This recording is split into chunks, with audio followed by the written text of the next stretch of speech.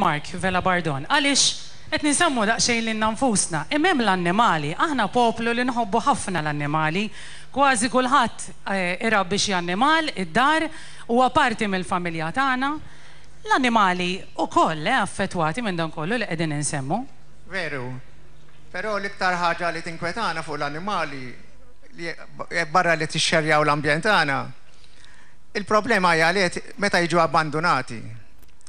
Tul is-snin, il-gvernijiet kollha tul is-snin kienu jagħtu ftit flus lill-SPCA u l-iktar skop kien biex jikinsu t-toroq minn daw il-klieb li qed jiġru barra. Jien konna nagħmel bħal gvern, konna nagħti ftit flus lill-SPCA u moħħi mistrieħ. Però minn 4 snin law meta ġiet involut ma' Noah's Ark, Fabio Ġappara, jridu jagħmlu sanctuary u da sanctuary.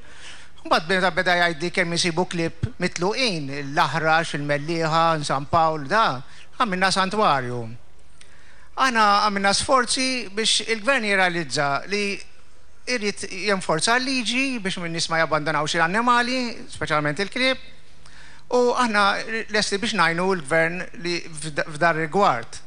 Però il-poplu wkoll irid jgħin ma jqgħodx it-tfal klieb barra t-triq, għax da se nastu stat li ma nilħuġ iżjed l-SPCA kienu bidu, kienu joqtluhom għax ma kienux posta għal kulħadd.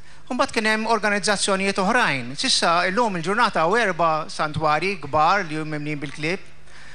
Imma aħna nisperaw li bl-eżempju li tal-gvern meta il-kollega tiegħi deputat Pulicino Orlando preżenta petizzjoni għal sptar tal-annimali u fil-budget ta' sena l-oħra kien hemm flus allokati u beda x-xogħol biex forsi jibda jsir dal-post fejn jkuraw dal-annimali abbandonati.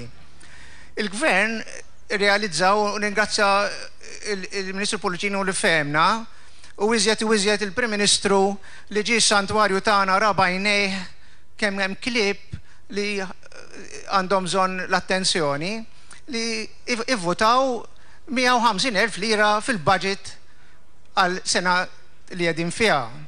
U aħna l-assoċjazzjonijiet se nikkooperaw mal-gvern biex jintużaw tajjeb dal-flus. Jiena li jolqotni f'dan id-diskors, Doktor. Hawnhekk għandi 3 min-nies li għandhom għall-qalbhom l-ambjent u għandhom għall-qalbhom is-saħħa ta' pajjiżna. U ħanatikom l-opportunità tagħmlu xewqa. X'tixtiequ taraw fil-futur. Forsi għadha mhix parti mill-proposta tal-Partit Nazzjonalista, imma forsi inżidu oħra għallek xi ħadd. Inżidu oħra, għaliex le? Mark. Jiena nixtieq u jien nħabbaq fuqha li bħal aħna l-bnedmin għandna identity card li kulħadd jaf minn aħna bil ma nsarfu ċekk jew li l-klieb jiġu identifikati wkoll. Biex il-kelb ikunu jafu minnu. Ta' minnu. U ta' minnu. Biex min jabbuża minnu. Għandu responsabilta għalih.